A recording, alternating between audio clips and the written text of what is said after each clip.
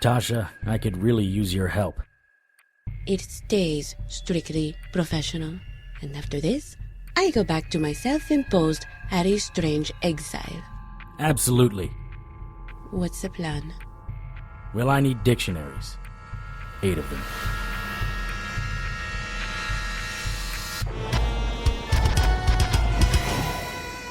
Magic and magical people. The unnatural order is all around us. There are white witches, black witches, demons, vamps, werewolves, shapeshifters, ghosts. It's a protoplasmic party of creature features out there. But unless you know where to look, you won't find them. I know where to look. My name is Harry Strange.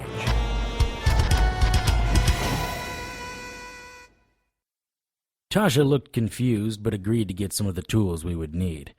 I took a ride to the Night Falls Police Corrections Center. It was really the county lockup, but I guess the powers that be decided corrections center sounded better than county jail. One thing guys in my business will tell you is that the more contacts you make in the police department, the easier your life will be. One of my contacts, a former girlfriend, was in charge of the visitors section of the corrections center. She knew a good deal about me and the type of monsters I usually dealt with, and set up a special room for me to conduct interviews away from the cameras and guards. She was understandably reluctant when I asked to have a certain prisoner escorted there. Is he an unnatural? I already told you, no. But he is key to keeping a little boy alive. I don't know. I promise, no visible marks. Forget it. I'm kidding. I won't lay a hand on him. I need to talk to him. A child's life is at stake. That's the only reason I am still considering it. I don't know how comfortable I am letting you talk to the man who allegedly shot you. 2 things, Cindy. First off, I'm giving you my word. I won't hurt a hair on his evil little head. Second thing, there's nothing alleged about it. He shot me twice. I smiled and tried to give her my best "aw shucks" grin. He was such a bad shot that here I am, a few days later, feeling as strong as ever. What do you say? In the corner of the room, a TV was showing something about a train wreck in Eastern Europe. 120 killed. At least that's what the crawl along the bottom of the screen said. The sound was turned down. Dr. Ron was surprised to see me. You? We need to talk, Ron, and by that, I mean you need to answer my questions. I don't have anything to say to you. That's where you're wrong. You have a lot to say to me, like why you pumped 2 slugs into me. How could you possibly have survived that? It was point-blank range. I'm magic. But I'm willing to put aside you shooting me for now. I need to know how to save a little boy. Where's Samara? Guard! The guards are changing shifts. You're shackled to a table and I'm here to have a discussion. Now, Doctor, we can do this the easy way or the fun way. Which will it be? You're not going to hurt me. You'll end up in a cell right next to me. Maybe. Think about this, Doc.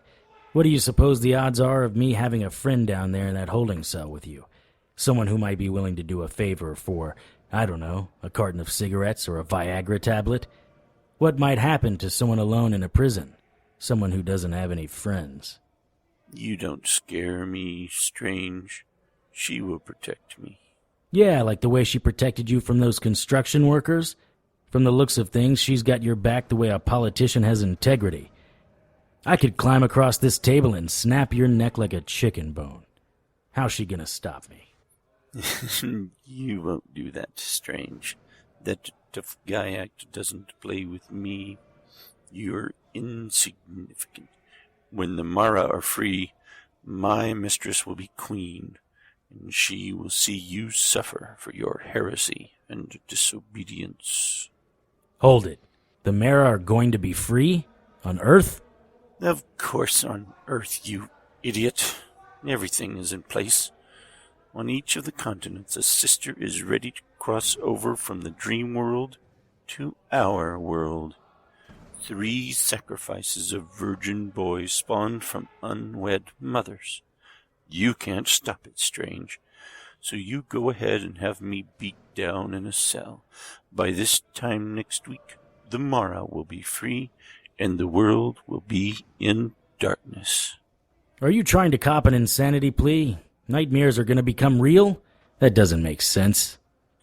Samara has promised the 7 sisters will become as one.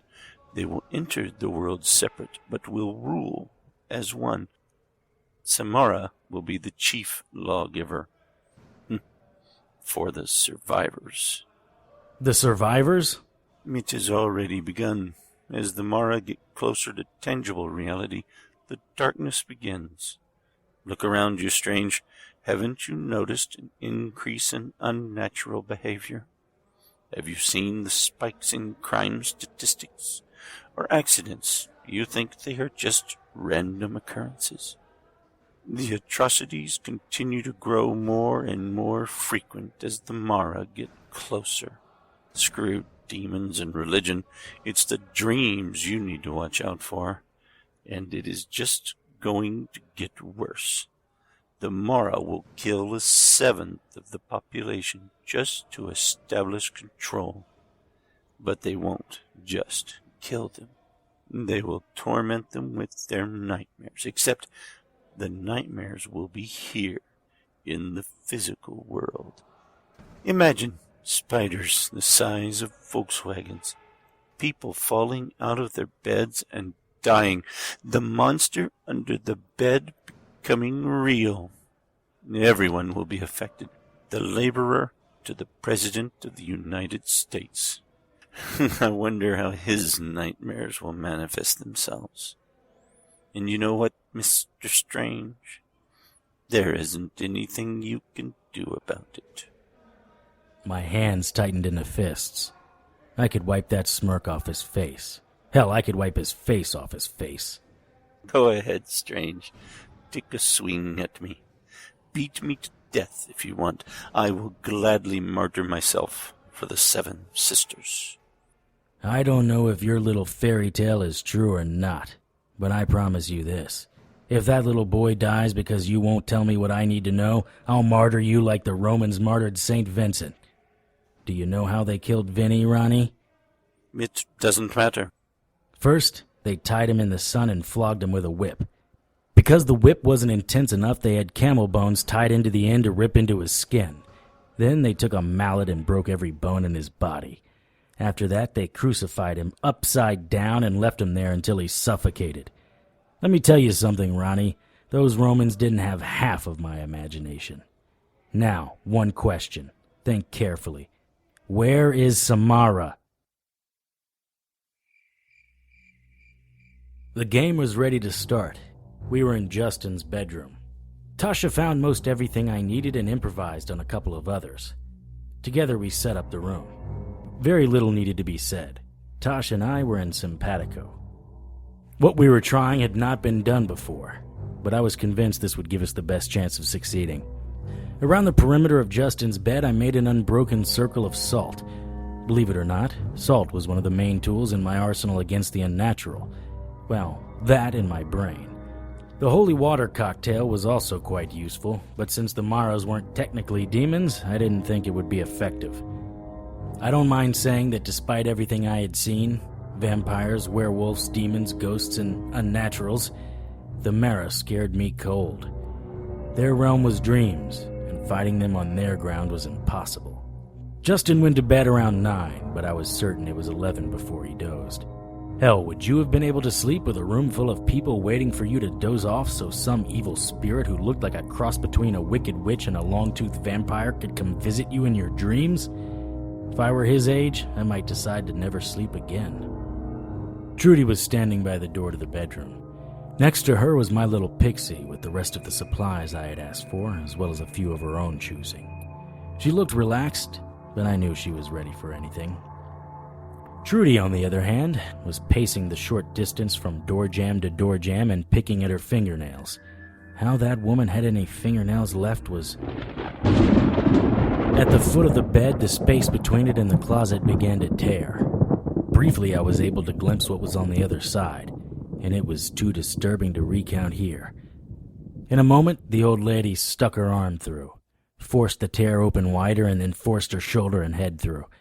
She looked around the room and saw Tasha and Trudy at the door. The hag raised an eyebrow, or whatever that crawling thing was over her eyes, and then pulled herself the rest of the way into the room. The tear closed behind her. The hag moved silently to the bed. For as big as she was, she had a light, almost silent step. Her fangs were long, descending below her bottom lip. The skin on the hag's face was cracked and veiny, and she smelled like prison sewage. The hag stopped by the top of the bed and looked around as if she were expecting someone. When nothing happened, she sat down, the springs groaning under her weight. Slowly she leaned in, savoring the moment of the kill. I pushed the covers off and plunged my dagger of Yago into her shoulder. Surprise! Ah! What? How is this possible? You're gonna love this. I had a feeling you had to see your victim before you could suck their life away. You have to get a visual on them once you're in the room. I just had to get you close to Johnston. Nice try, Strange. You can't hold me. Actually, hag, I can. The dagger of Yago neutralizes most of your magic. You're trapped in solid form. Lights, please! Oh my god, what is that? Trudy had never seen a Mara before, and the sight of this one had caused Trudy to faint. Luckily, Tasha caught her before she hit the floor and broke the circle of salt. The hag took this opportunity to make her move. Up we go, Strange! The hag pulled me up and started running toward the window. She only made it a few steps before... Circle of salt, hag. Your magic is neutralized and you can't leave this room. It's time to talk. I don't remember the last time I felt pain. Your descendants will be cursed for this affront. I am! I know. You're one of the 7 sisters we should all worship. You have the power, blah, blah, blah. Don't you ever get tired of hearing yourself?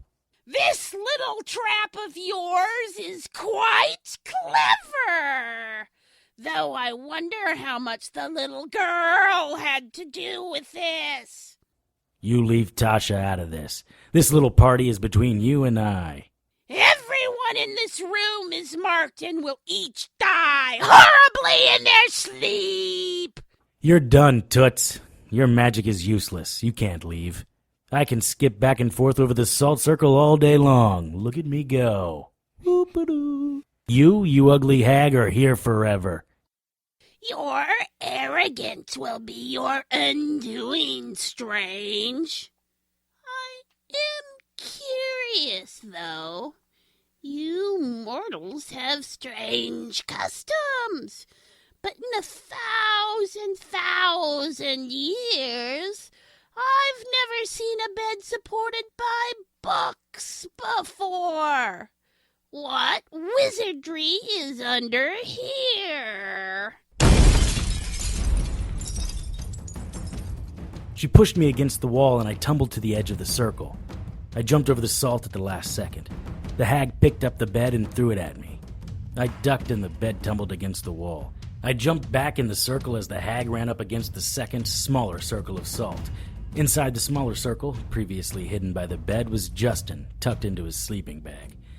The hag reached out to touch him, but her hand couldn't cross over the barrier.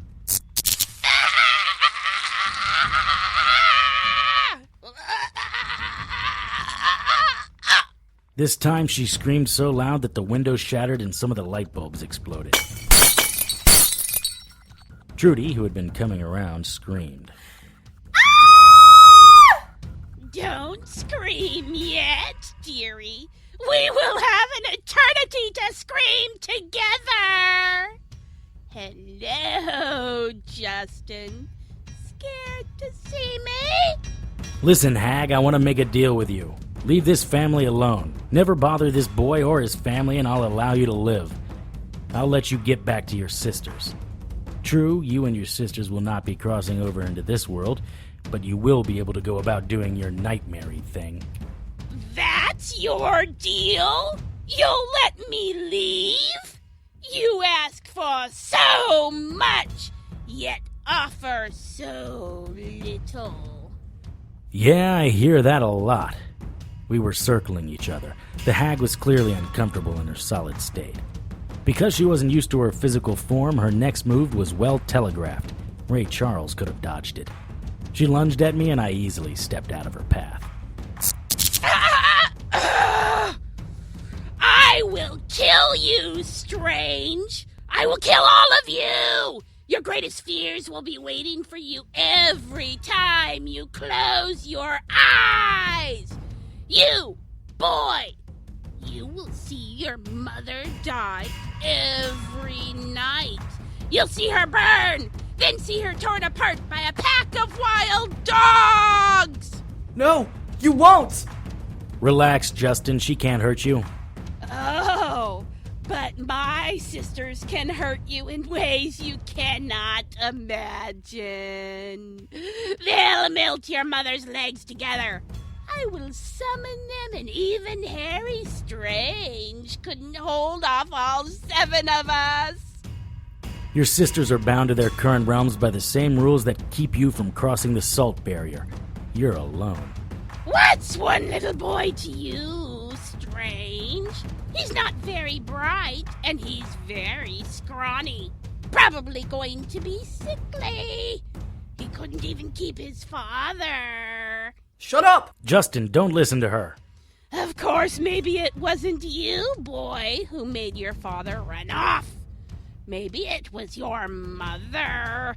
She couldn't protect you. Look at her. She's not doing anything to save you now. She's standing there hoping that Strange can make all this right for her. Always counting on a man to solve your problems, huh, Trudy? She doesn't care about you, Justin. Do you want to know a secret? You, shut up! Justin stepped out of his sleeping bag and then pulled out a Louisville Slugger baseball bat. Justin, whatever you're thinking about doing, don't do it. The hag is a liar. The Mara continued as if I hadn't said anything at all. Trudy didn't want you. She thought about killing you in her womb if it meant she could keep her man. That's not true. Your mother wanted to kill you while you slept inside her. She also had sex with a man who didn't love her. She had sex with a lot of men who didn't love her. What's the word for a woman like that? Don't say it! She's a whore, Justin. That's what people call your mother. A cheap whore who would kill her child if she thought it would make her more attractive to men. I tried to grab Justin, but he was already swinging the bat. He stepped forward, breaking the salt. For a scrawny kid, there was a lot of power behind his swing. He connected full on with the hag's stomach. If the hag had been human, she would have gone down, but she was a Mara. Instead, the bat splintered, the top half of it spinning end over end, directly at Trudy. Trudy's eyes were wide and focused on the bat, but she wasn't moving. Tasha pushed Trudy out of the way, and I heard the thud of the thickest part of the bat hitting Tasha in the side of the head. There was a cracking sound, and then blood flowed freely from her as she went down, her eyes blank. Justin overextended with his swing, and the hag grabbed him and spun him around to face me. Her clawed fingers circled the top of his head, their fingertips cutting into his skull. I drew my sword from the hilt in the back of my jacket and held it to the hag's throat. Let him go. No! Let me go! I take the boy and you, but I'll let his whore mother live. If the pixie pulls through, she can live too. That's my deal. The hag squeezed tighter. Blood was starting to flow freely where the claws gripped into his skin. You have failed. The dagger of Yago can only be removed by me, and that's not happening. Let him go, and I'll let you go. Then I kill the boy first. Ah! No! I've given you every chance to make the right decision. Time's up, hag. Absorba la strega! It didn't work, Strange. The boy is mine. I don't think so, hag. Justin, look at me. Do it just like we talked about. Justin reached up and took some of his blood running from his wound and wiped it on the sword. Blood of a virgin, hag. Don't leave home without it. The sword glowed blue, then orange. The hag released Johnston, who fell on the floor holding his head. The orange glow turned red, and the hag's throat started to extend from her body to the tip of my sword. As her skin touched the sword, it disappeared into the blade. The rest of her body started to pull towards the tip, as if someone were pinching from the front of her skin and pulling it onto the sword. As more of her was absorbed into the sword, she started to fight against it.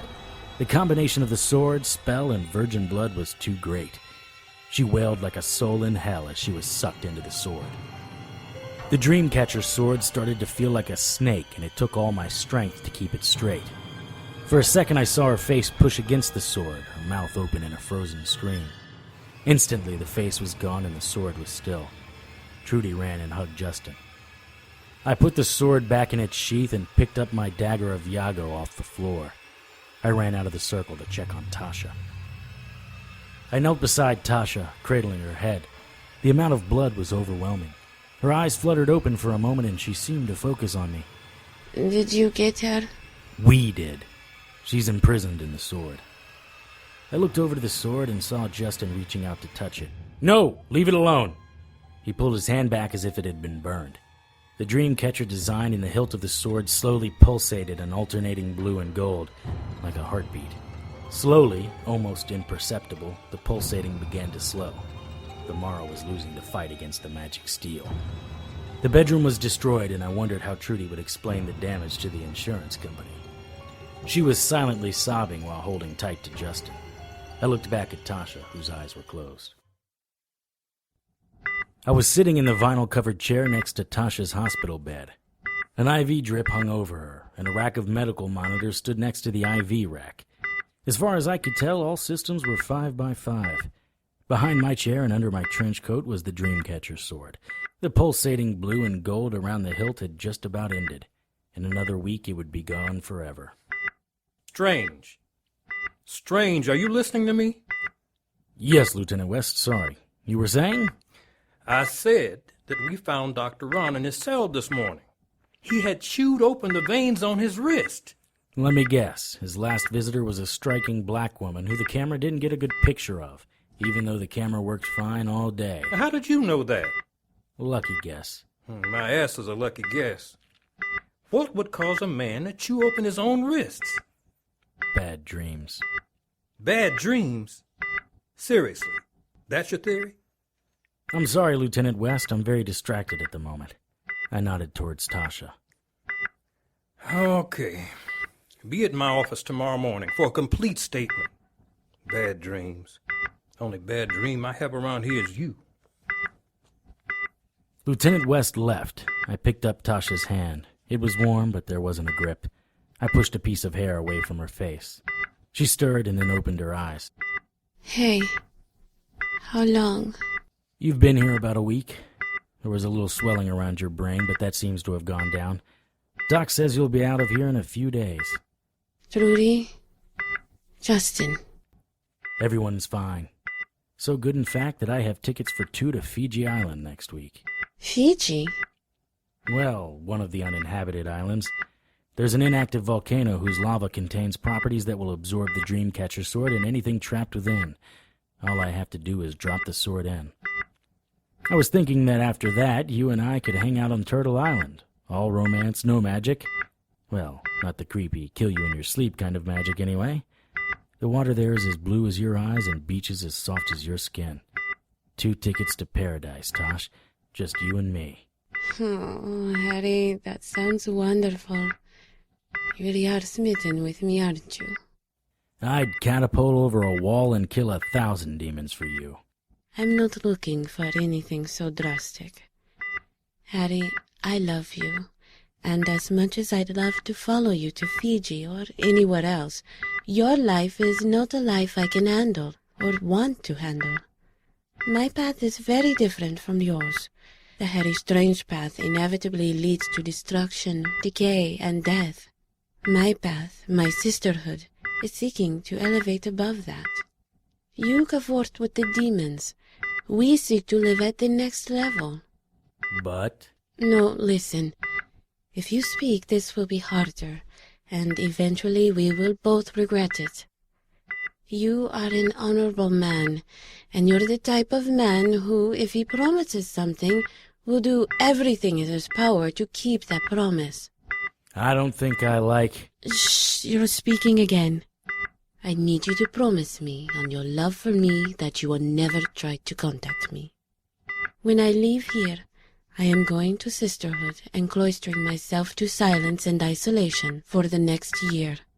I need to know you won't show up and try to change that. Tasha, can't we discuss this? Another is coming for you. One who will need you. And let's not forget, you're already a champion for another. A lifelong pledge, I believe. In the end, I did go to Fiji, alone. And I did promise Tasha I wouldn't seek her out. Circumstances, however, often have a way of making some promises impossible to keep. Tonight's episode, Harry Strange 106, The Mara, was written and directed by Tony Serecchia and produced by Brianne Ahearn. All material is copyright by Tony Serecchia and used with his permission. Featured in tonight's cast were Kellen Stennett, Bree Ahearn, Casey Morgan, Alvin Macon, Tisch Cistrunk-Parmelee, Clay Duggar, Kimberly Poole, Parisa Johnston, and Parker Wierling. Harry's theme music was written and performed by Lance Hogan and is copyright by Lance Hogan and used with his permission. Contact Lance at his email, hauganl@yahoo.com. Incidental music was written and performed by Kevin MacLeod and is copyright by Kevin MacLeod and used with his permission. Visit Incompetech.com for more of Kevin's music. Visit HarryStrange.com to keep up with the latest news and information on everyone's favorite private investigator. Send your questions, comments, and suggestions to producer@HarryStrange.com. For the Harry Strange radio drama, I'm Jo Ann Pruden. Good night.